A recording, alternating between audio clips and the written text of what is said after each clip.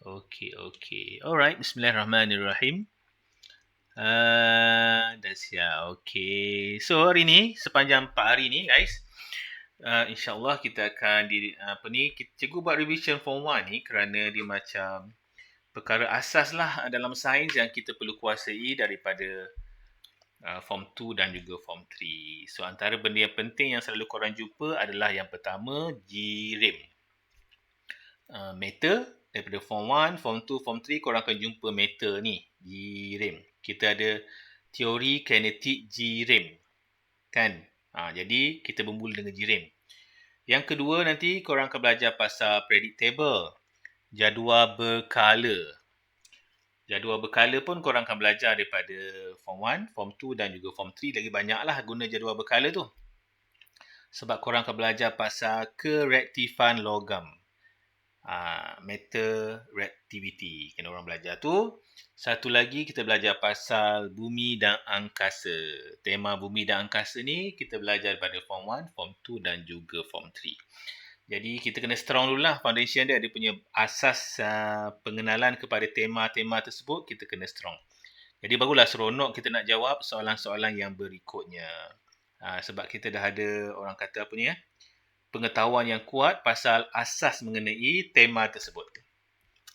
Okey, itulah tujuannya. Macam matematik lah, matematik. Untuk kita menjawab topik lain, kita kena strong kita punya asas algebra. Jadi dalam sains kita ada a few topik yang kita perlu kuasai lah untuk kita semakin maju. Kat sini kita ada dua juga ada bagi dua kepada awak. Ada BM dan juga ada DLP. Boleh komen kat sini tak? Berapa orang DLP guys? Cuba komen sikit, cuba muncul sikit berapa orang DLP. Senang cikgu nak target. Dia BM Dia BM kan. Amir DLP. Okey, seorang. Boleh cikgu tengok tak berapa orang? Ramai tak? Senang sikit cikgu nak arrange pembelajaran kita ni.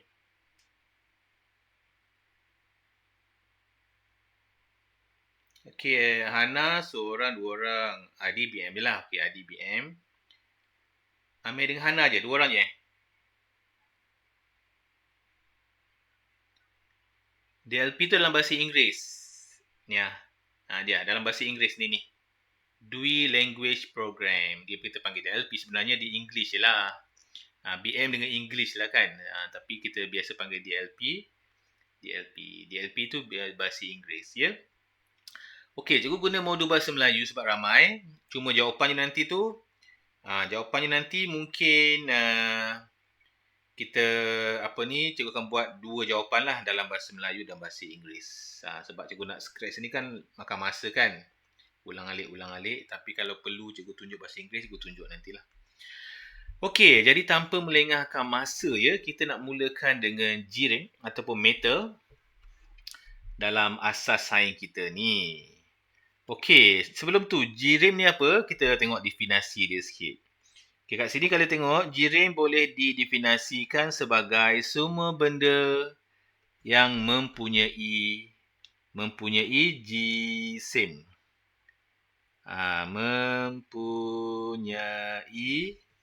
Mempunyai jisim. Sesuatu benda yang mempunyai jisim. Jadi dalam bahasa Inggeris kita kata has mass. Sesuatu yang punya jisim adalah GRIM. Dan satu lagi mesti memenuhi ruang. Memenuhi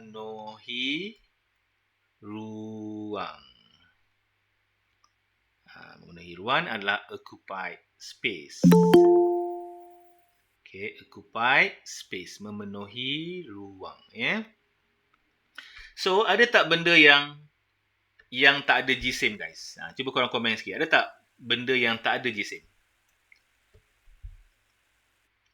Cuba komen. Ada tak benda yang tak ada jisim?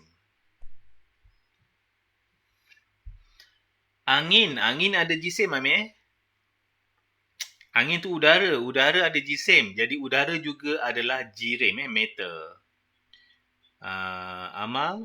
Tak ada. Ada Amal. Ada. Mesti ada. Mesti ada benda yang tak ada jisim.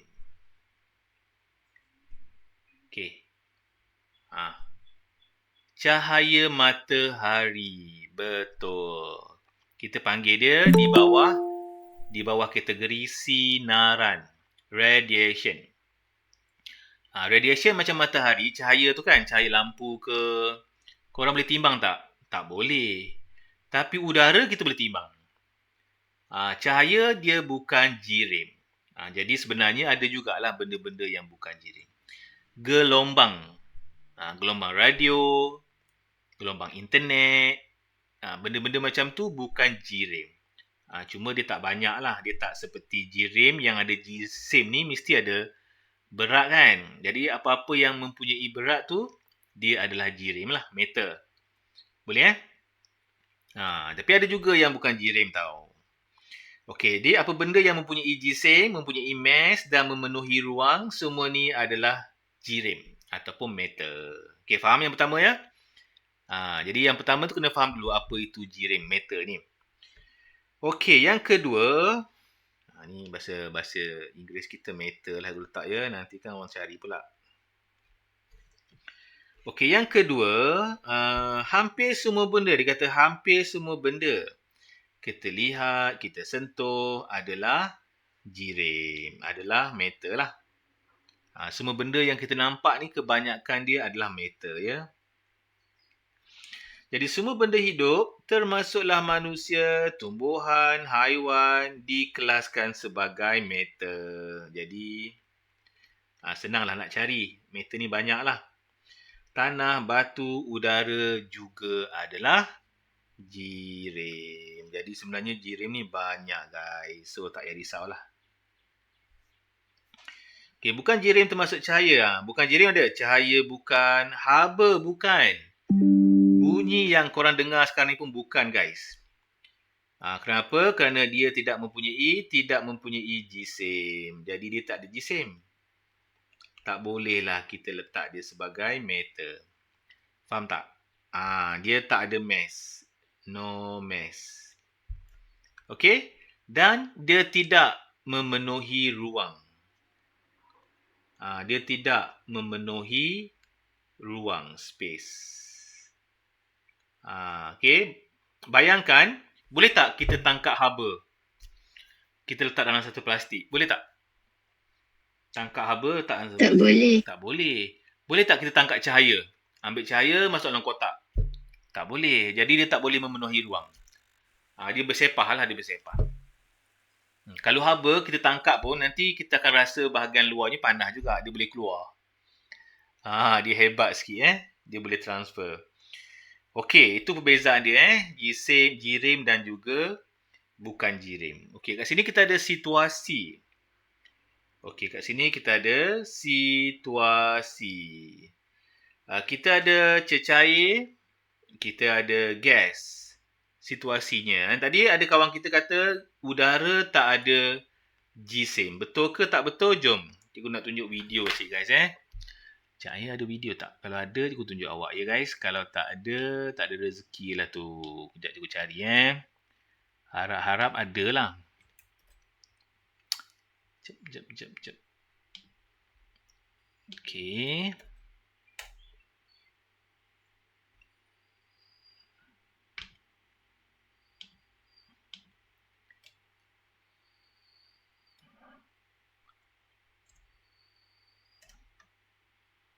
Tak ada pula. Tak ada jumpa dah tu.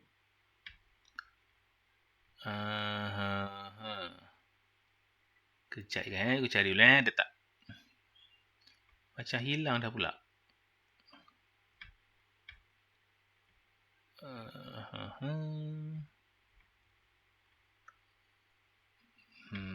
Nampak gayanya inilah ada Sekejap aku tunjuk. Kejap ya, cikgu tunjuk kat awak. Okey, tengok ni, cikgu play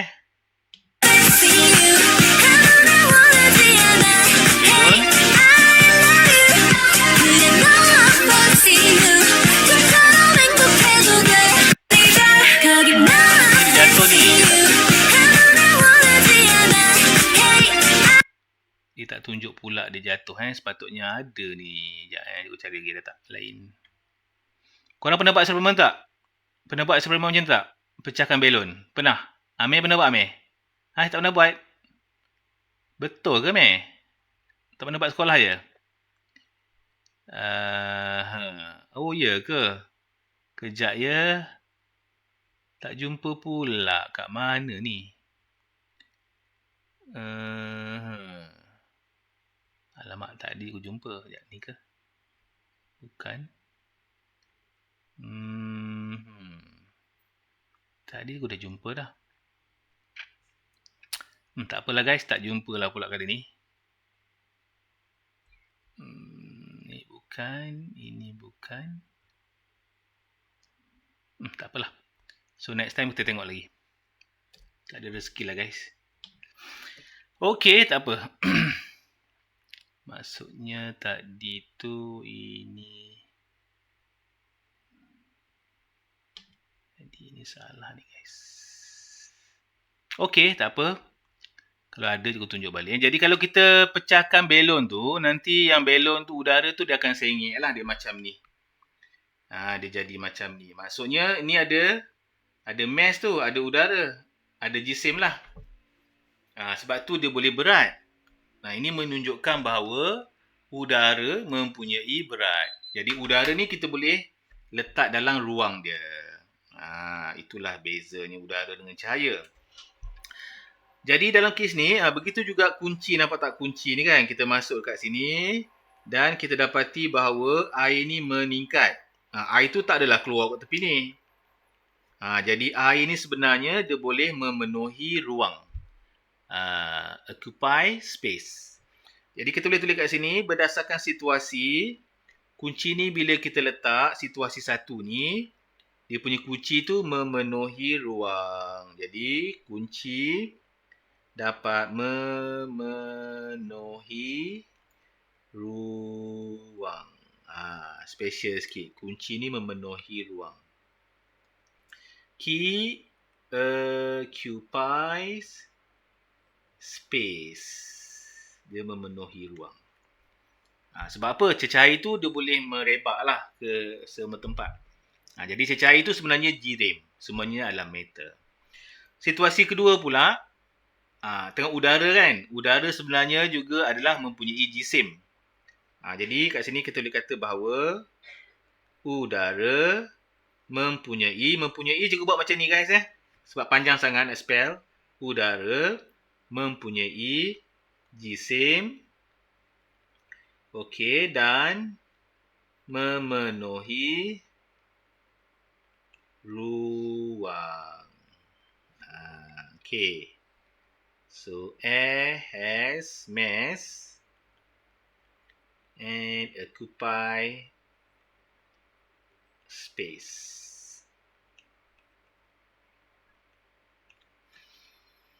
Okey, itu sahaja nak beritahu mengenai udara dan juga cecair. Macam cahaya tadi tak boleh. Kita tak boleh kumpul cahaya. Kalau lah ada macam tu memang magic lah. Magic lah kan. Tak tahulah akan datang boleh jumpa ke. Cikgu rasa macam tak boleh lah kot. Okay, now kita nak tengok sifat-sifat jirim ni. Apakah sifat-sifat dia? Sebagai pelajar sains, kena tahulah sifat-sifat jirim ni. Okey, yang pertama, jirim mempunyai sifat-sifat fizik. Apa itu fizik? Okey, setiap benda ada dua sifat. Yang pertama, sifat fizik. Yang kedua, sifat kimia. Physical and chemical. Macam manusia lah, kita ni ada sifat fizik, ada sifat kimia. Okey, jadi bila sebut fizik, apa yang tergambar dalam fikiran awak? Jadi jom kita tunjuk satu contoh. Okey, contohnya ya, cikgu bagi satu contoh sifat fizik. Okey, physical property. Okey, contoh ya, supaya kita nampak dengan jelas sifat fizik ni macam mana. Contohnya, kita ada ais. Kita ada ais. Ais ni pepejal kan, solid. Okey, ais ni pepejal. Okey, ais ni boleh cair tak? Ais boleh cair. Kan boleh cair kan? Okey. So, dia akan jadi air lah. Jadi, air ni boleh jadi ais balik tak? Boleh. Boleh. Kalau dia boleh kembali kepada asal, itu namanya sifat fizik. Biasanya sifat fizik ni boleh kita tengok lah. Okey, faham tak? Ni salah satu lah, ada banyak lagi lah salah satu. Okey, contoh lain kita ambil. Katalah kita ambil kertas. Okey, kita ambil kertas, paper. Kertas ni kita ambil api dan kita bakar dia. Okey, apa jadi lepas tu guys? Lepas kita bakar kertas jadi apa? Debu. Dia jadi habuk, dia akan jadi abu. Betul tak? Jadi abu. Abu ni boleh jadi kertas balik tak? Tak boleh. Ini namanya sifat kimia. Ini namanya sifat kimia. Chemical properties. Jadi, dia telah menjadi a new item. Bahan baru. Kalau macam cecair ni bukan bahan baru sebab dia boleh kembali kepada asal. Tapi kalau dia jadi abu, abu tak boleh kembali kepada asal, itu namanya bahan baru. Jadi sesuatu yang menjadi bahan baru, kita panggil dia sebagai sifat kimia. Chemical property. Faham tak guys? Boleh faham ke sekarang? Jadi dalam kepala kita nak senang ingat macam tu je. Benda yang boleh kembali kepada asal, namanya sifat fizik. Benda yang tak boleh kembali kepada asal, dia jadi benda baru. Jadi itu namanya sifat kimia. Chemical property. Okey, tapi banyak lagi lah ya, tu contoh yang senang lah cikgu nak explain kepada awak ya. Okey, kita kembali semula kepada sifat-sifat fizik dan kimia. Sebab itu korang akan guna sifat ni sampai ke SPM. Soalan tanya, nyatakan sifat-sifat fizik. State the physical property of this item. Kena explain lah apakah sifat fizik dia. Apakah sifat kimia dia. Jadi kat sini kita kena belajar balik lah kan. Jadi yang pertama, setiap jirim iaitu metal mempunyai sifat-sifat fizik yang tersendiri. Contohnya physical property dia apa? Yang pertama adalah ketumpatan. Yang pertama, ketumpatan. Ketumpatan dalam bahasa Inggeris adalah density. Density. Yang kedua apa lagi? Melting. Boleh cair. Macam ais tadi. Jadi cair ni juga adalah sifat fizik. Melting ni adalah bahasa Melayu apa melting guys? Lupalah pula. Tadi ingat dah. Pencairan. Cair lah. Apa istilah dia? Cair lah. Cair tu ada satu istilah lagi. Lupa je aku. Tak apalah. Cikgu letak cair lah ya. Cikgu ingat beritahu tu baik. Dia akan jadi cair. Betul. Dia mencair lah kan. Okey. Pencairan. Pencairan. Okey. Okey, next. Seterusnya, lepas pencairan, kita ada lagi. Contohnya, ni namanya takat lebur. Paling tepat namanya takat lebur lah guys. Baru ingat. Namanya takat lebur. Bahasa Inggeris, melting point. Baru betul. Jadi kita ada ketumpatan, takat lebur, satu lagi takat didih. Pernah dengar semua tak? Pernah dengar tak? Takat lebur, takat didih ni. Pernah dengar? Pernah. Pernah dengar. Okey, apa bezanya tu? Ni boiling point. Apa bezanya? Rasa-rasanya lah. Pernah dengar tak apa, kita tulis dulu. Satu lagi, ketelarutan. Kelarutan. Solubility. Solubility. Okey, semua ni sifat fizikal. Sifat fizik. Maksudnya dia mudah larut tak? Contohnya gula. Gula boleh larut dalam air tak? Boleh. Jadi dia mempunyai sifat ketelarutan.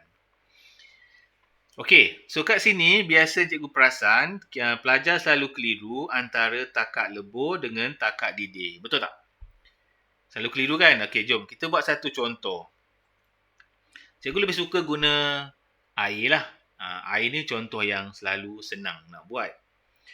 Okey, air pada asalnya dia dalam bentuk cecair. Okey, jadi kalau dia jadi ais dalam bentuk pepejal. Kalau dia jadi gas dalam bentuk udara. Okey, jadi bila air nak jadi gas, suhu dia mesti 100. Ini namanya takat didih. Ni didih ya, kita didih dia tau. Okey. Takat lebur, sini. 0 darjah Celsius dah mula lebur. Maksudnya daripada pepejal menjadi cair dia mula lebur. Jadi maksudnya nak jadi cecair ni kan, dia mestilah bawah daripada ni, bawah daripada 0. Mungkin negatif 4 ke. Faham tak? Negatif 2 ke. Jadi 0 tu, air tu dah mula melebur. Faham tak? Jadi kalau ikutkan, takat didih ni lagi besar. Bayangkan benda tu dah mendidih. Dah gelegak tu baru kita panggil sebagai boiling point. Jadi dalam kes ni, boiling tu lagi tinggi lah. Didih tu lagi tinggi berbanding dengan lebur. Okay, faham tak guys? Boleh faham tak sekarang ni? Jadi jangan keliru ya antara takat lebur dengan takat didih. Didih tu mendidih. Lebur tu baru nak jadi cair. Macam tu. Tengoklah beza dia ni. Ini 0 degree, ini 100 degree. Jadi setiap bahan mesti mempunyai takat lebur dan takat didih. Boiling point dan juga melting point. Kalau besi lagilah nak dia mendidih besi tu kan 3000 darjah Celsius. Dan kita-kita pun hancur dalam tu. Okey. Kita teruskan lagi. Jadi semua-semua ni awak masuklah kat sini. Yang kosong-kosong tu korang copy lapis kat situ. Cikgu panjang ke sana lah pula. Okey, boleh diperhatikan. Maksudnya fizik ni, fizikal kita boleh perhatikan dia. Kita boleh ukur dia. Dan dia tanpa mengubah komposisi. Maksudnya dia akan boleh kembali kepada asal. Kalau kita didih dia walaupun dia menggelegak, tetap sama air juga. Tetap sama besi juga. Sebab itu namanya sifat fizik. Okay, now kita nak pergi kepada sifat kimia. Sifat kimia ni adalah chemical property. Ni kimia ni adalah chemical. Okay, chemical property namanya. Property itu sifat lah. Sifat-sifat kimia.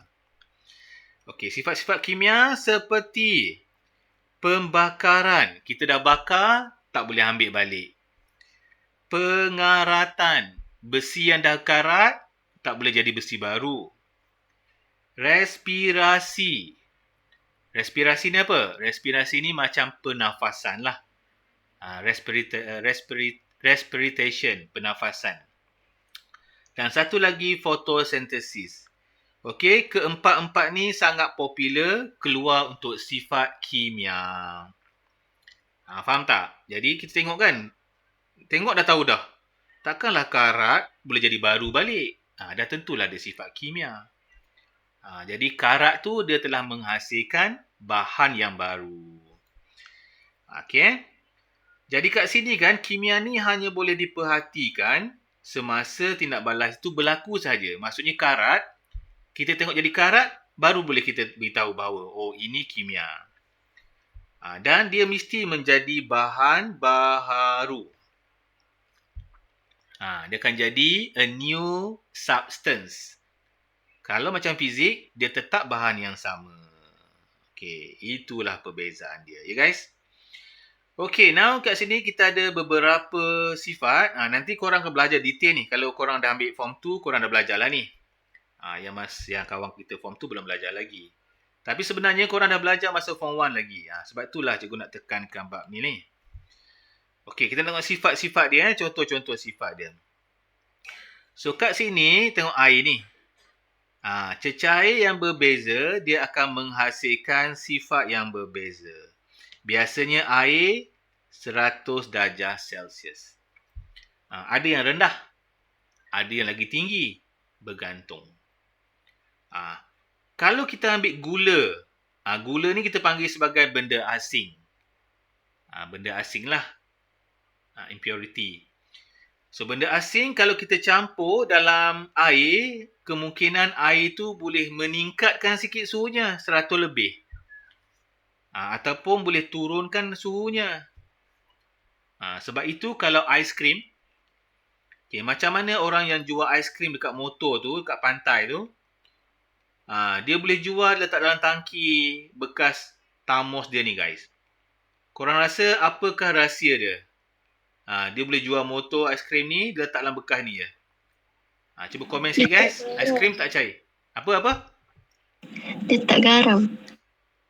Cikgu, kenapa kalau letak garam takat didihnya tinggi? Bagus. Kenapa letak garam takat didihnya tinggi? Bagus soalan tu. Cikgu jawab nanti.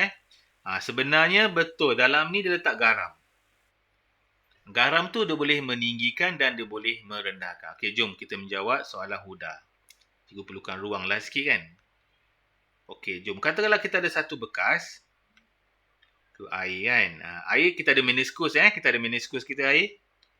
Tapi kita nampak straight lah. Okey, ni air kosong tau. Jadi air kosong ni kalau kita panas. Kita panaskan dia. So air ni maksimum dia akan boleh pergi 100. Kenapa 100? Kalau lebih lagi tak boleh ke? Kalau lebih lagi dia jadi apa guys? Cuba komen.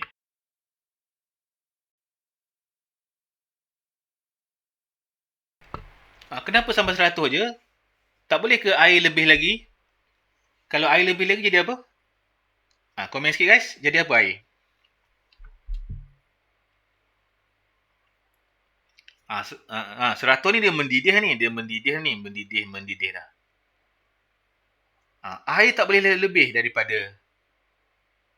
Bagus sudah. Kalau lebih, tak boleh lebih. Maksudnya 100, dia dah mula menjadi gas.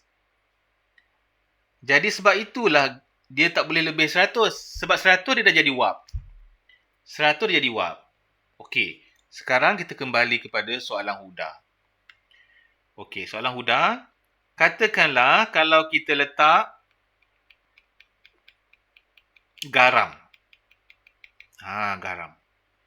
Letak garam biasanya kita boleh capai sehingga 104 Celsius. Plus minus lah. Mungkin 105. Jadi kita terfikir, datang mana 4 ni ya? Sebenarnya 4 ni haba yang dihasilkan oleh api, diserap oleh air dan diserap juga oleh garam. Faham tak? Garam tu yang serap. Bukan air tu yang serap. Jadi 0.4 tu garam tu yang serap. Okey, Huda macam mana? Faham tak sikit sekarang?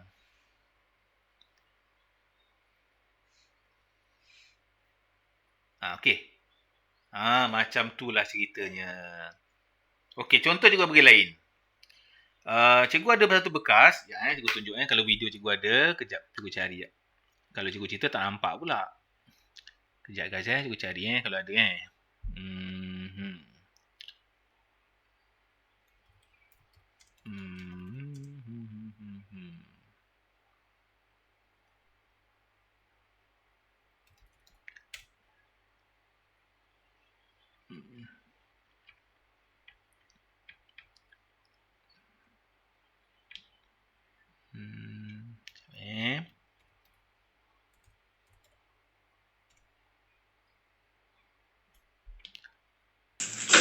Okey, jap cikgu tunjuk awak ya. Tunjuk video kejap. Mudah-mudahan awak tengok ni boleh membantu. Okey, nampak tak? Cikgu punya video nampak? Nampak ke belum nampak lagi? Nampak. Okey, cikgu move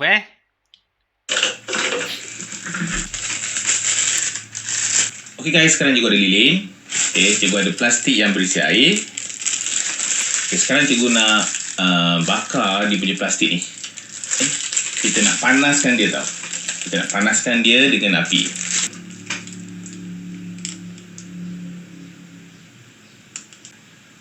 So, kenapa plastik ni tak terbakar, guys?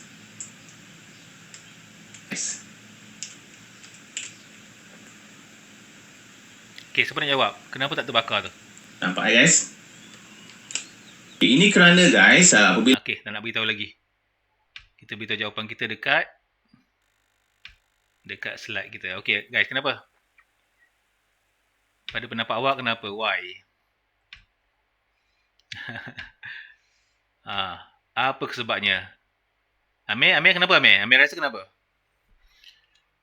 Kenapa api tu tak boleh membakarkan plastik yang kita ikat tadi tu?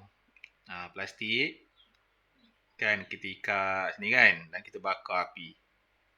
Plastik tu tak terbakar, guys. Dalam ni ada air lah ni. Sebab ada air. Jadi kalau sebab ada air, kenapa tak boleh? Sebab ada air, kenapa tak terbakar? Sebab bila api ni ada, api ni akan transfer haba, heat haba lah. Jadi heat sepatutnya kena pada plastik terbakar. Tetapi disebabkan adanya air, jadi heat tu akan masuk ke air dulu. Air tu ambil dulu. Sehinggalah 100 nanti barulah dia akan mula terbakar. Faham tak? Tapi kalau plastik kosong, plastik terbakar lah sebab tak ada air. Jadi kat sini nak beritahu bahawa haba tu ditransfer, dipindahkan kepada air.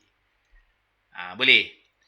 Bukan ni saja, korang boleh buat magic, korang ambil duit, korang lipat macam ni duit kan, duit korang tu lah. Katakan RM5, RM5. Korang macam ni, lepas tu korang ambil satu besi bulat, korang letak kat sini. Dan korang boleh bakar. Duit ni tak akan terbakar, guys. Sebab haba dia akan diserap oleh besi. Besi ni panas betul-betul, barulah dia akan terbakar. Faham tak? Jadi sebab itu kita belajar jirim dan juga penyerapan haba. Kenapa dia tak terbakar? Kenapa dia terbakar? Sebab dia absorb heat ataupun dia release heat. Jadi dalam perkataan yang selalu cikgu beritahu nanti, terima haba ke buang haba? Absorb heat ke release heat? Kita kadang-kadang kita tak perasan benda itu penting. Dalam jawapan kita, banyak kita gunakan perkataan menyerap haba, membebaskan haba ke persekitaran. Okey, nanti korang boleh buat sendirilah ya. Tapi janganlah pakai kertas kan, terbakar kan. Pakailah kertas biasa je. Takut silap buat kan. Jadi itulah kenapa bila kita letak benda asin, impurity dalam cecair, jadi cecair tu boleh meningkatkan suhu dia ya. Dalam kes aiskrim tadi tu dia letak garam, kerana garam boleh meningkatkan suhu dan boleh merendahkan suhu. Dia hebatkan sikit lah. Okey, dalam ciri-ciri kita untuk membina sesuatu peralatan, contoh kat sini kan, katalah kita mencipta periuk ni. Jadi kita tak boleh suka-suka periuk kita buat je, tak boleh. Untuk mencipta periuk, dia kena fikir beberapa perkara. Kita kadang-kadang nampak besi aja. Besi ni adalah konduktor haba. Konduktor haba lah. Heat conductor. Sebab dia cepat panas lah. Cepat panas kan. Jadi cepatlah masak. Tapi kita tak semua perkara kita terpaksa pakai besi. Kalau semua pakai besi panas, nak pegang macam mana? Jadi dia terpaksa buat plastik. Plastik ni dia, ini serap haba tau. Ni absorb heat. Yang ini penebak haba. Yang ini tak serap. Serap juga tapi lambat. Sebab itu kita kena pegang kat sini. Supaya taklah tangan kita melecur. Macam tutup ni. Dia bukan saja-saja buat dengan plastik, buat dengan besi. Ada tujuan dia. Jadi, kalau kita nak panas, kita pakailah bahan-bahan konduktor haba. Kalau kita tak nak panas, kita pakailah penebak haba ataupun insulator. Heat insulator dalam bahasa Inggeris namanya insulator kan. Insulator, heat insulator. Okay. Alright, jadi tak semua, bila kita mencipta satu alat, kita kena ambil kira semua perkara. Macam tu. Okay. Okay, I sudah cerita tadi, dah. Okey, kita masuk balik pasal takat lebur dan takat didih. Melting point dan juga boiling point. Okey. Alamak, dia tutup je ya. Dia macam lari lah pula. Tapi buka balik. Okey, ada apa lagi nak tanya tak sebelum cikgu nak teruskan ni? Pasal benda-benda tadi itulah. Boleh cikgu teruskan lagi Boleh guys? Okey, cikgu teruskan lagi. Ini.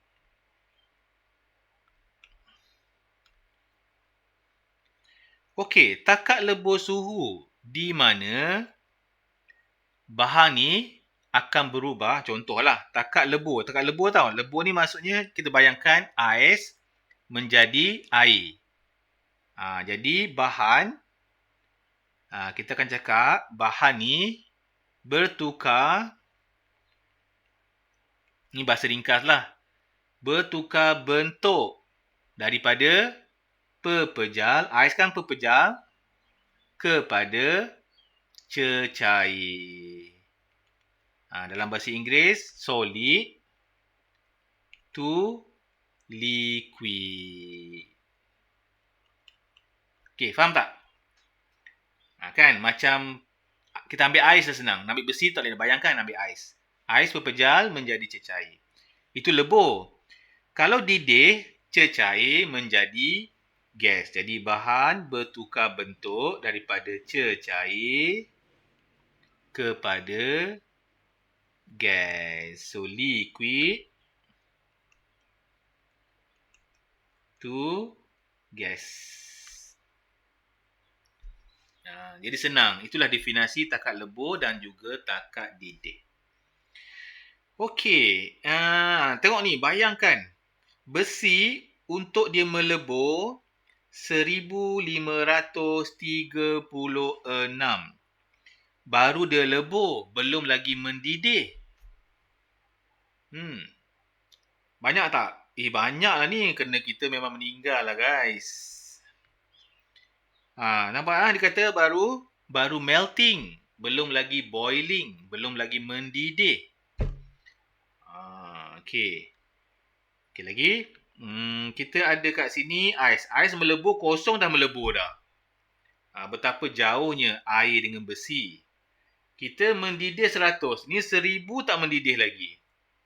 Faham tak? Jadi setiap jirim, setiap bahan yang kita belajar mempunyai takat lebur yang tersendiri Okey, jadi kita boleh simpulkan bahawa gambar rajah di atas kita tahu bahawa takat lebur iaitu melting point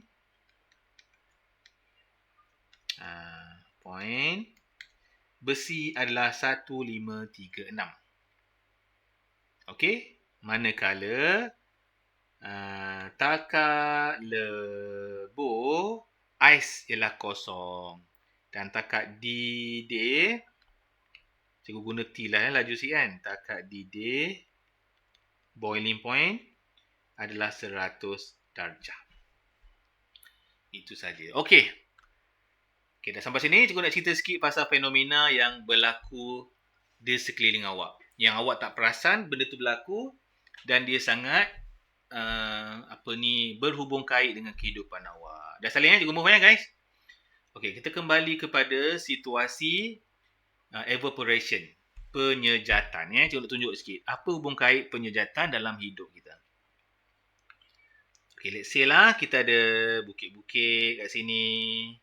And then lepas tu kita ada laut. Kan? So, untuk air untuk jadi dia gas ada dua cara tau. Ni air laut ni. Air laut untuk dia naik jadi gas kita ada dua cara. Yang pertama melalui boiling, pemanasan tadi. Yang kedua melalui evaporation. Evaporation tu apa? Dalam bahasa Melayu apa? Penyejatan. Penyejatan. Bahasa Melayu, boiling adalah pemanasan. Kita panaskan dia. Kalau kita panaskan air, dia akan jadi wap. Jadi kedua-dua proses ni, dia akan jadi wap air lah. Ataupun gas. Jadi, kita mampu tak panaskan air laut untuk jadi gas, untuk jadi awan? Mampu tak kita panaskan dia? Tak mampu kita. Kita panaskan kat dapur boleh lah. Nak panaskan laut tak boleh. Jadi, ini tak mampu kita buat untuk air laut. Tuhan ciptakan satu lagi proses namanya evaporation ataupun penyejatan. Dia berlaku secara semula jadi. Tak payah panas-panaskan. Dia boleh jadi gas tanpa kita panaskan dia. Ini nak jadi gas, kita kena panaskan dia sampai 100. Okey, ni tak payah. Ni dia perlukan sedikit angin. Lepas tu, dia maintainkan suhu dia. Jadi, mana-mana air dekat permukaan akan tersejat. Akan evaporate menjadi gas. Okey, sampai sini korang boleh clear tak? Beza antara boiling, antara penyejatan. Sini okey? Boleh guys? Okey. Okey, kalau okey, cikgu padam pasal boiling ni. So, kenapa cikgu nak cerita pasal penyejatan ni, evaporation? Apakah sebab dia? Sebab dia, okey, korang kena ingat macam ni. Air ni adalah cecair, ya. Ini adalah gas, kan? Mana lagi berat? Gas dengan cecair, mana lagi berat? Cecair. Cecair lah berat. Secara logik lah kan? Ini ringan. Okey, ini korang boleh faham kan? Ringan. Okay. Jadi, daripada berat menjadi ringan. Okey, apa nak cikgu nak beritahu ni? Sebenarnya, kenapa dia boleh jadi ringan? Kerana penyejatan ni dia adalah serap haba. Absorb heat. Bila dia serap haba, dia akan dapat tenaga kinetik. Kinetic energy. Faham tak guys? Bila dapat kinetic energy, tenaga haba dia banyak. Bila banyak, dia akan bergerak. Sebab itu, setiap gas, mesti dia ada tenaga kinetik. Sebab senang dia nak bergerak. Cecair, dia tak boleh bergerak banyak. Kerana tenaga kinetiknya rendah. Dia hanya bergerak dalam air perlahan-perlahan saja. Tapi, kalau dia jadi ais, lagilah tak boleh bergerak. Lagilah kurang tenaga kinetik dia. Jadi, semakin kurang tenaga kinetiknya, semakin rendah haba dia. Faham tak? Jadi, haba rendah, kurang tenaga kinetik. Haba tinggi, banyak tenaga kinetik. Jadi, apabila sesuatu benda dia serap haba, dia serap heat, energy, maka dia akan banyak kinetik. Sebab itulah gas ni bergerak merata-rata dan menjadi awan. Jadi ingat, berat kepada ringan, absorb heat, serap heat. Okey, so apa jadi pada awan ni? Awan ni akan bergerak ke sesuatu tempat yang lebih sejuk. Biasanya, dia akan pergi ke Bukit Cameron Highland sebab atas sana sejuk kan?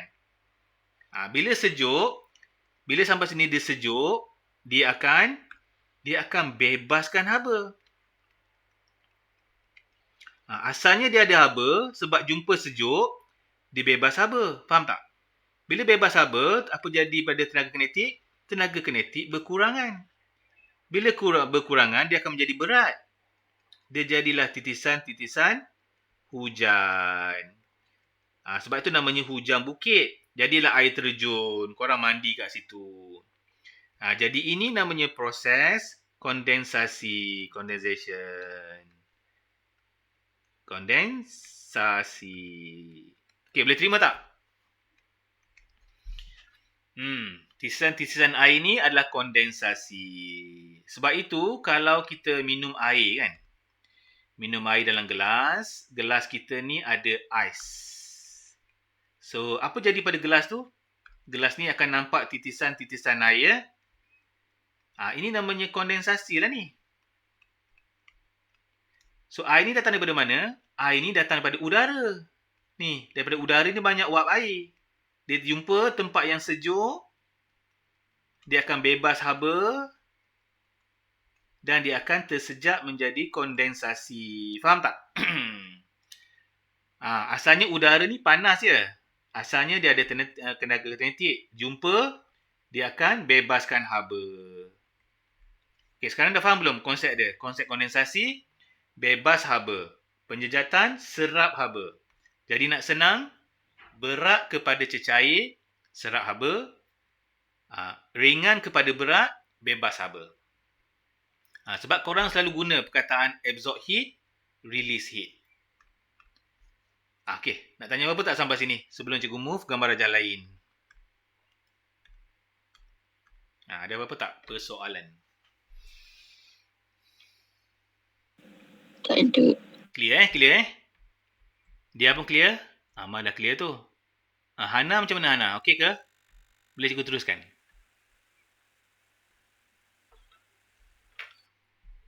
Okey sahaja. Okey, kalau macam tu, kita masuk lagi mengenai ketelarutan. Kita buat tadi kan? Ketelarutan solubility. Ketelarutan ni adalah solubility. Okey. Sebab itu kalau kita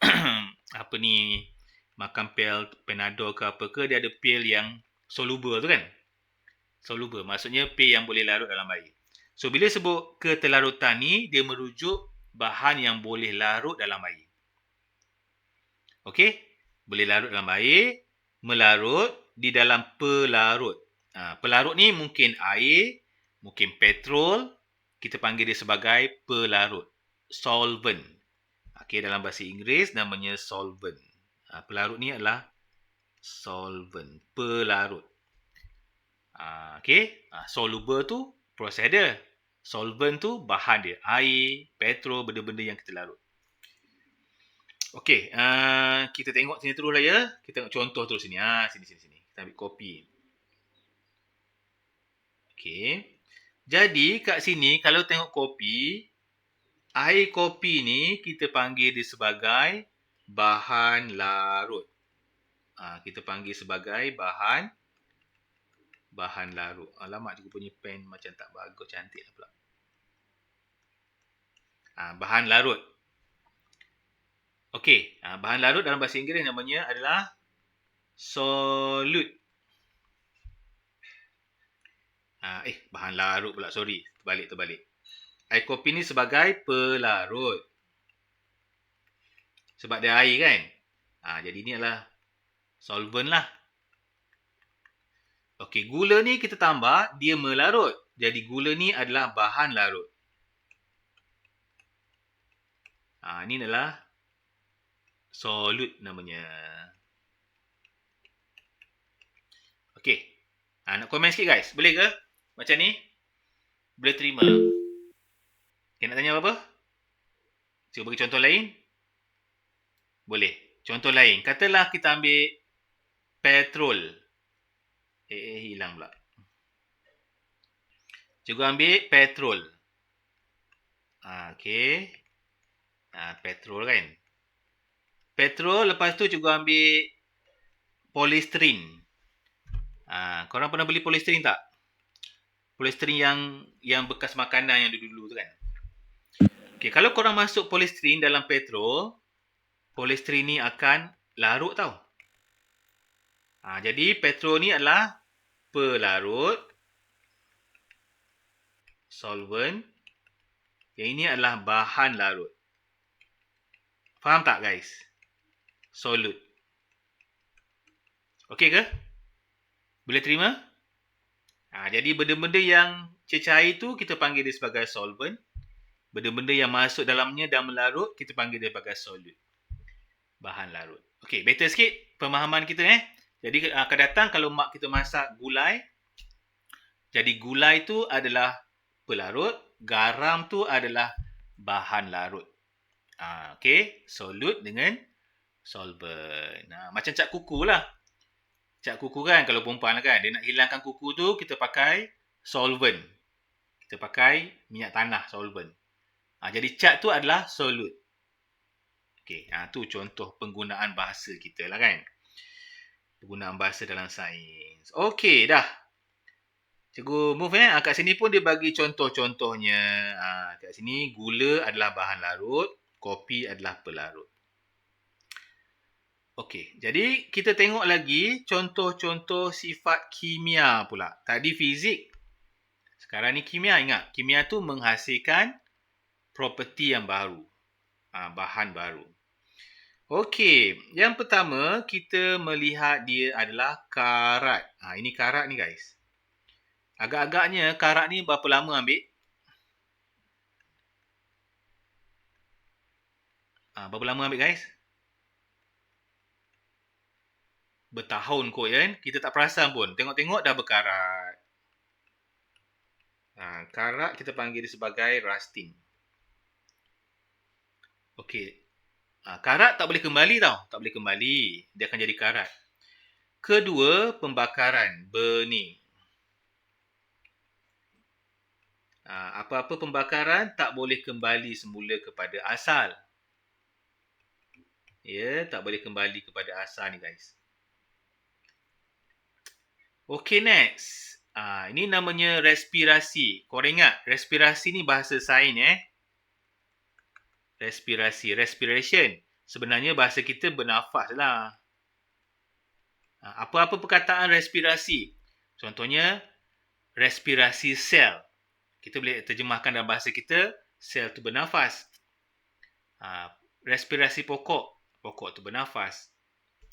Tapi memang istilahnya respirasi, kita terpaksalah pakai respirasi. Breathing. Okay, kat sini pernafasan, bernafas.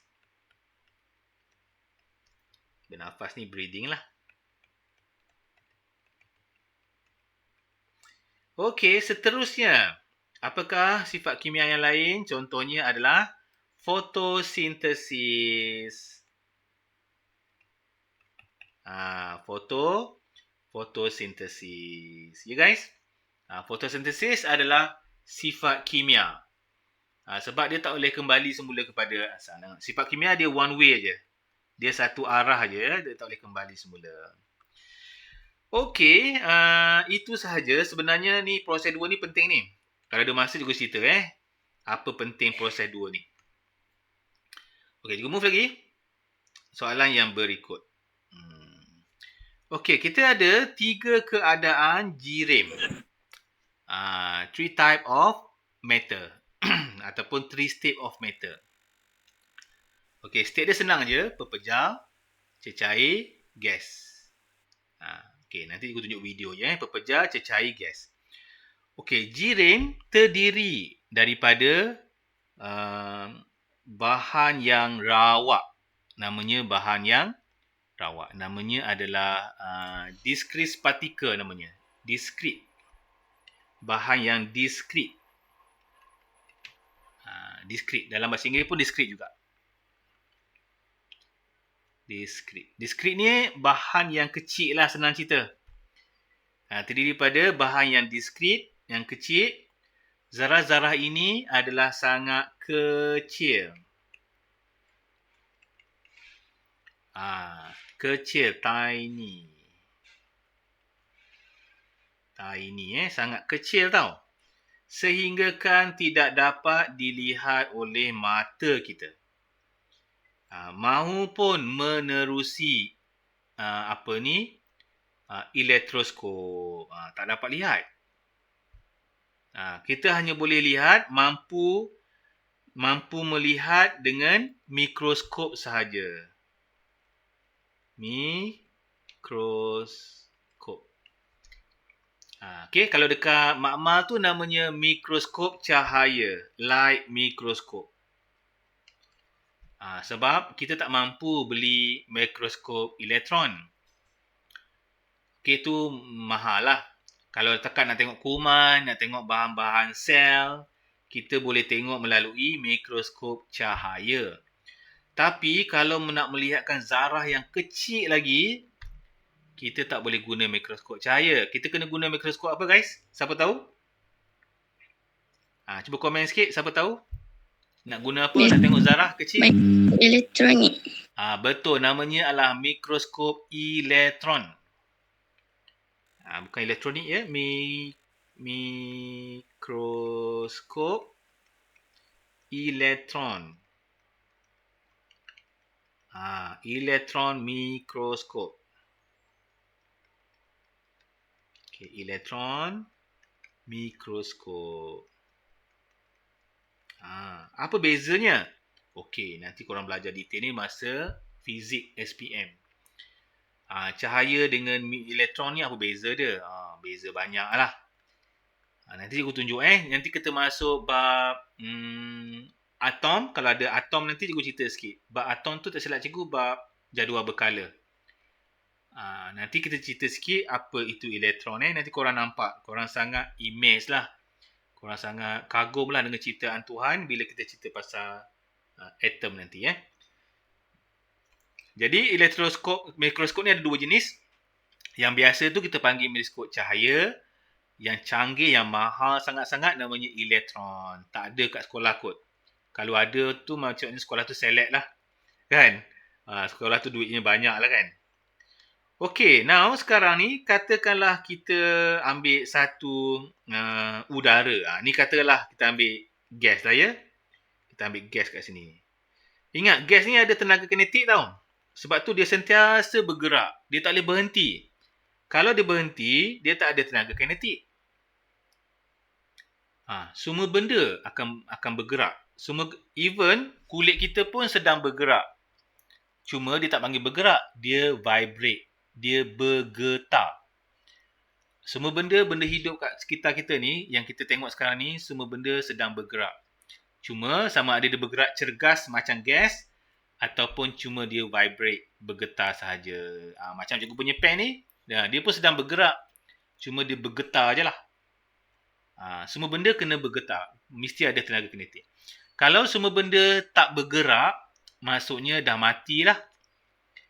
Kita akan berada dalam situasi suhu yang mutlak.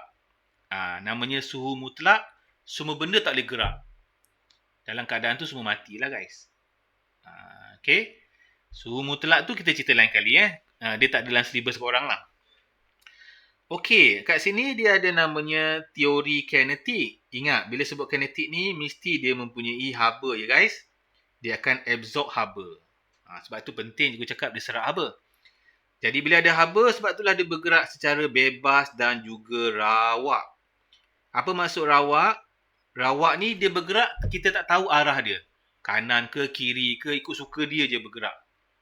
Kita tak boleh nak ramalkan dia pergerakan dia. Namanya bergerak bebas dan rawak. Okey. Jadi kat sini, zarah-zarah jirim sentiasa berlanggar ya. Dia sentiasa berlanggar, dia bergerak bebas kan. Dia sentiasa collide. Berlanggar ni collide. Antara satu sama lain. Okey, apabila tenaga haba ni heat lah kan. Tenaga haba ni bahasa Inggeris heat lah. Dibekalkan, zarah ni bergerak lebih laju. Lebih pantas. Kenapa lebih laju? Kerana dia akan serap tenaga. Ingat, bila serap tenaga, dia akan banyak tenaga kinetik. Jadi, move faster. Dia akan move faster. Faham tak? Sebaliknya, bila dia sejukkan apa jadi? Dia akan lebih perlahan.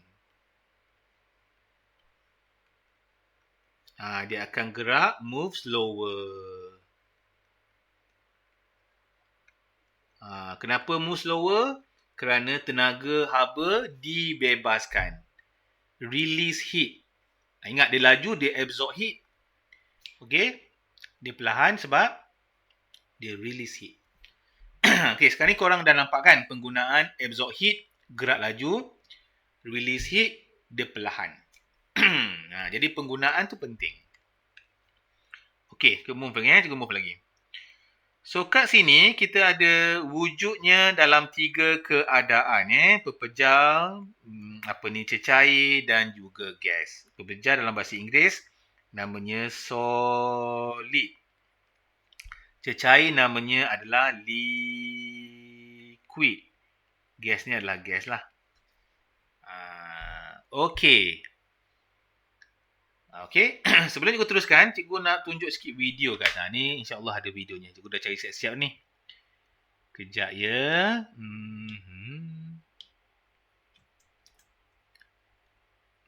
Okey, jap cikgu cari videonya.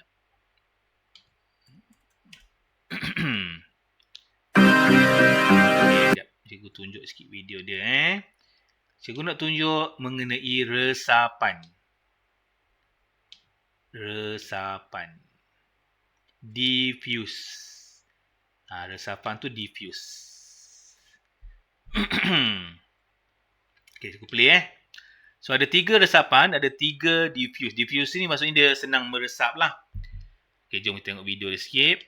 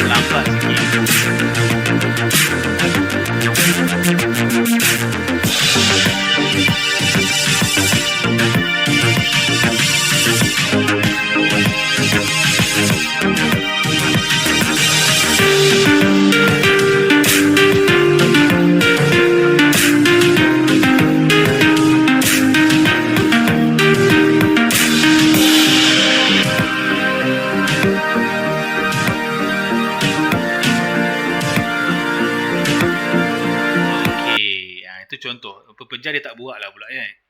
Patutnya kena buat lah pepejal tu. Okey, tu contoh resapan. Diffusion. Okey, jadi penggunaan istilah tu betul kena pakai penggunaan istilah yang betul juga ya guys. Penyerapan. Resapan. Biasa kita selalu keliru antara resapan dengan penyerapan kan. Okey. Okey, kita kembali pada ni So, kat sini kita ada beberapa pepejal, cecair dan juga gas. Ini namanya adalah bentuk jirim. Namanya bentuk form, the form of matter. The form lah, the state. State. Sini kan, nampak tak? Keadaan jirim. Bila sebut keadaan, mesti 3 lah. Pepejal, cecair, gas. Dia sebut state of matter, 3 perkara. Okey, kat sini tengok dia adalah pepejal, cecair, gas. Pepejal, cecair, gas dalam bentuk lukisan. Okey, kita tengok sikit apakah sifat-sifat yang pertama. So, bentuknya yang pertama, apakah sifat dia? Kat sekolah pernah buat ya? Bagus-bagus Amar. Okey, Amar dah ada idea lah sikit kalau dah pernah buat. Okey, bentuk yang pertama, bentuk pepejal ni mesti tetap. Bentuknya bentuk yang tetap. Dalam bahasa Inggeris namanya fixed shape. Okey. Cecair bentuk tetap tak? Tak. Cecair dia ikut bekas. Cecair ni dia ikut bekas. Dia ikut the shape of container. Dia ikut bekas. Shape of container. So, dia take the place, take the shape of container tu lah. Dia ikut bekas. Kalau gas pun sama. Dia ikut bekas juga. Ikut ruang bekas tu lah maksud cikgu. Cikgu tulis simple sikit. Ruangnya sempit. Ikut bekas. Okey, kalau katakanlah bentuk jirim pula. Jirim ni ingat. Jirim pula. Jisim Jisim ni mass. Mass. Okey, jirim macam mana jirim? Jirim adalah tetap juga. Jirim tak berubah. Kita ukur mana-mana jirimnya tetap sama. Jadi dia punya fix. Fix mass. Jisim yang tetap. Okey, kalau cecair macam mana? Cecair pun sama guys. Jisimnya tetap. Okey, sama. Fix mass. Gas pun sama. Cuma gas ni special sikit. Gas ni sebab tengok. Balon tu kan boleh kembang kan? Dia boleh kembang. Jadi untuk gas ni, dia tidak tetap. Tidak tetap. Sebab itu balon tu kita boleh tiup besar dan kecil. Jadi massnya adalah tidak tetap. Jadi no fixed mass. Allah nanti pula. No fixed mass. Ya. Okey, isi padu macam mana isi padu? Isi padu tetap tak? Ya, isi padu tetap. Okey, fixed volume. Untuk pepejal. Untuk cecair pun sama, tetap. Juga fixed volume. Okey. Untuk cecair gas, special sikit. Gas ni dia follow the container volume. Dia akan ikut isi padu bekas. Isi padu bekas. So, dia follow the volume of container. Boleh Dia follow the volume of container. Tak muak lah guys nak tulis. Kecil sangat ya. Okey, lagi. Kebolehmampatan. Compressibility. Mampat ni kita boleh tekan tak? Boleh tak kita ambil satu kayu, kita tekan jadi kemek? Tak boleh. Tak boleh dimampatkan. Jadi kat sini, tak boleh dimampatkan. Jadi tak boleh dimampatkan. Tak boleh dimampat. Incompressible. Bahasa Melayu Inggeris ada istilah dia. Incompressible. Okey, kalau untuk cecair boleh kita mampatkan tak? Tak boleh juga. Boleh sikit lah, boleh sikit. Kita panggil sukar dimampatkan.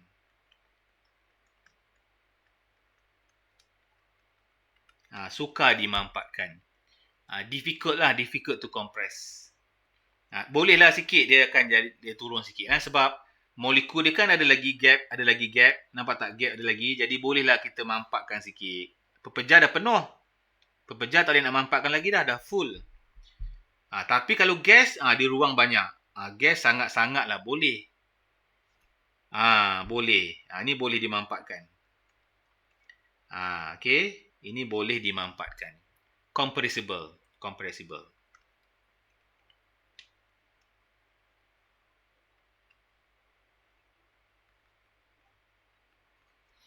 Okey, good. Okey, ini sifat-sifat ni Okey, ruang antara zarah banyak tak? Ruang antara zarah untuk pepejal ni sangat kecil. Small je ada. Sikit sangat ada. Space dia kan. Yang ini sederhana, moderate. Tak muat atas sikit lah. Sederhana. Moderate. Moderate. Okey, gas apa? Gas ni adalah luas. Besar. Dia besar. Dia luas kan? Dia besar. Large. Dia sangat besar Okey, susunan zarahnya macam mana? Sangat rapat. Sangat rapat. Very close. Bukan close ni bukan tutup, close ni rapat. Okey? Yang cecair ni dia rapat saja. Dia bukan dah sangat tapi dia rapat sajalah. Okey, lagi. Gas macam mana gas? Gas very loose. Sangat jauh. Berjauhan. Okay, very, very loose.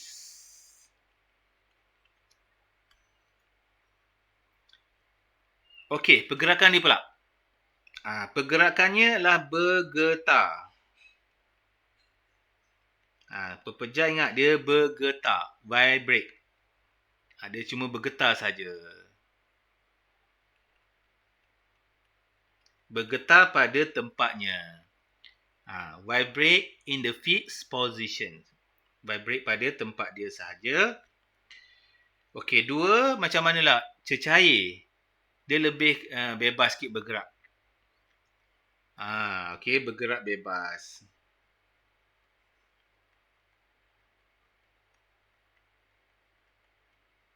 Okey, bergerak bebas. Move freely.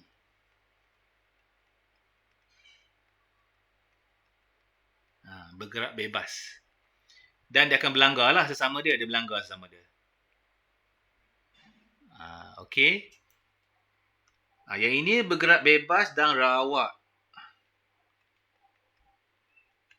Bergerak bebas dan juga rawak, guys. Kan? Dia more randomly. Rawak ni namanya random. Dan dia akan berlanggar lah. Dia akan collide sesama dia. Okey. Okey, kat sini kadar resapan. Kalau tengok tadi, resapan untuk pepejah ni rendah. Susah nak menyerap. So, resapan dia rendah, iaitu low. Okey, yang ini sederhana. Sederhana ataupun kita panggil dia moderate. Okey, yang terakhir dia adalah tinggi. Serapannya sangat tinggi. Sangat tinggi. So, ni adalah high. Okey. Okey, jadi ini adalah sifat-sifat yang perlu kita tahulah dalam bab jirim ni. Jadi sifat ni nanti dia akan bawa balik untuk form 2 dan juga form 3. Jadi sebab itu kadang-kadang kita baca form 3 kita macam blank. Kenapa pula tiba-tiba jawapan ni ada? Memang kita pernah belajar dulu kan. Kita ingat lupa saja. Padahal dia benda penting juga untuk kita buat jawapan nanti kita perlulah jawapan macam ni kan. Okey.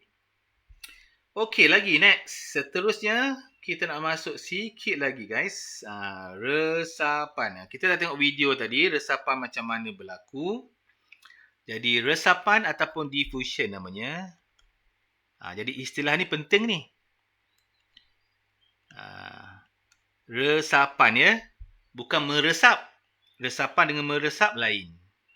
Meresap lah. Menyerap. Kita selalu berkeliru antara resapan dengan menyerap. Menyerap macam haba tadi. Menyerap haba. Meresap dia akan tersebar. Jadi bahasa Inggeris diffuse dengan absorb. Dua benda yang berbeza tu. Kadang-kadang kita keliru nama dia. Resapan ialah proses pergerakan zarah jirim dari kawasan berkepekatan tinggi high ke kawasan yang berkepekatan rendah. Berkepekatan rendah. Berkepekatan tinggi ke kawasan berkepekatan rendah. Adalah perkataan berkepekatan rendah. Macam tu. Okey. Contohnya kat sini ditunjuk minyak wangi ni. Jadi minyak wangi dekat sini ni, ini berkepekatan tinggi. Sebab banyak kan? Dia akan pergi ke kawasan berkepekatan rendah. Boleh? Itu maksudnya. Bergerak dari kawasan berkepekatan tinggi ke berkepekatan rendah. Okey, next. Cikgu move lagi. Nak salin ke? Alamak, cikgu terlaju lah pula ya.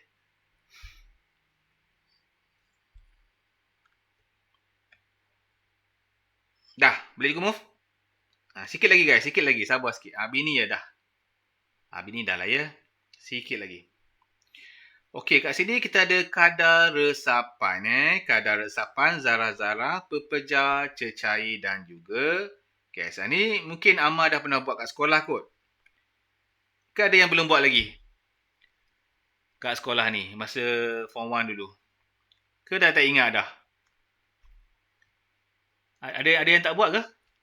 Nak tahu juga, nak cikgu ceritakan, kan blank lah pula. Belum buat lagi? Dah buat kot. Amir tak buat lagi? Masa form 1 dulu? Ana pernah buat Ana ya.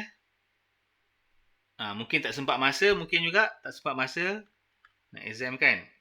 Jadi, ni cikgu tak tunjuk video lah guys sebab takut tak sempat. Cikgu explain lah. Okey, ini kan dia pakai agar-agar tidak berwarna. Agar-agar ni macam agar-agar kita makan tu lah. Okey, kat sini dia akan letak hablo berwarna biru. Okey, hablo berwarna biru. Nanti lepas beberapa hari, dia akan meresap ke seluruh agar-agar tersebut. Namanya resapan tau. Bukan menyerap. Resap. Serap lain. Jadi dia makan beberapa hari. Jadi pepejah ni resapan dia sangat lambat. Okey, beberapa hari. Jadi kita boleh kata resapan dia rendah. Okey. Untuk cecair, kita letak benda yang sama tapi dia cepat saja dia menyerap. Meresap. Menyerap pula. Meresap. Jadi kadar resapannya lebih tinggi sikit daripada pepejah. Jadi sederhana lah. Okey, manakala gas pula, kita akan letakkan gas bromin. Gas bromin ni berwarna perang. Brown colour. Okey, kita letak kat sini penutup dia tau. Kita tarik penutup tu macam tengok gelas tadi. Dia akan cepat-cepat naik ke atas guys. Dalam masa beberapa saat je. Okey, selepas 15 minit, kadar resapan zarah ni adalah yang paling tinggi. Sebab ingat bila dia dalam keadaan gas, dia mesti banyak tenaga kinetik. Yang pertama, yang kedua dia banyak serap haba. Jadi haba dia banyak.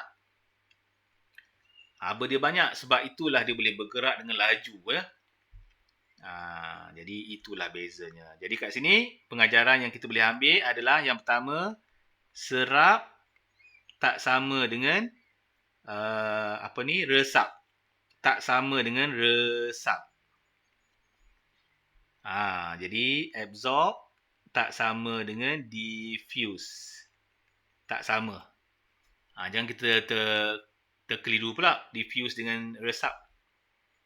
Boleh guys Jadi bila buat ayat nanti fikir dulu. Serap ke resap? Resap macam ni lah dalam udara. Serap macam haba, menyerap haba, bukan meresap haba.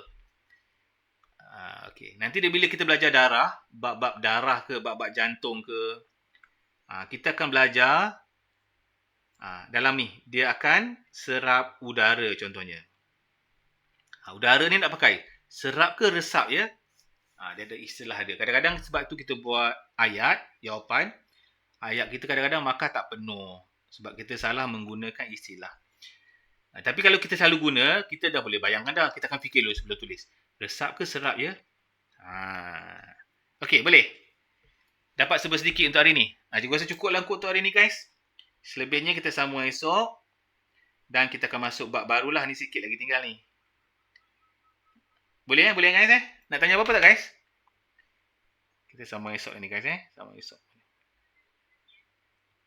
Boleh? Tak ada Amir Boleh. Kawan-kawan lain macam mana? Kalau tak ada, Boleh. alhamdulillah.